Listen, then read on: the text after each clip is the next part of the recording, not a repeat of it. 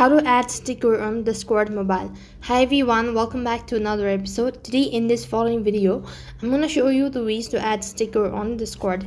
If you want to go ahead and add sticker on Discord, then what you want to do is, first thing first, you want to go ahead and open up your Discord application, log into your account. Once logged in, open up a server and then you could find the server settings.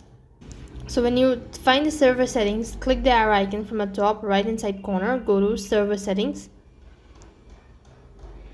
and next thing what you want to do is go to stickers. So you could see this is how it's gonna look like. So to upload stickers, you could see there are a list of options, so click on upload sticker at the bottom. You could then go ahead and choose a file first of all. So I'm gonna go ahead and browse it from my gallery or from my device itself.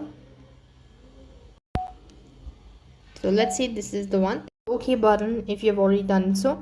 Now at the bottom of the page, you could go ahead and select format. You could go ahead and select the sticker and add the sticker related to it. So this way you could go ahead and add sticker on your Discord. That's all for this video. I hope the video was helpful. Make sure to like, share and subscribe to our channel. Thank you for watching. See you in the next video.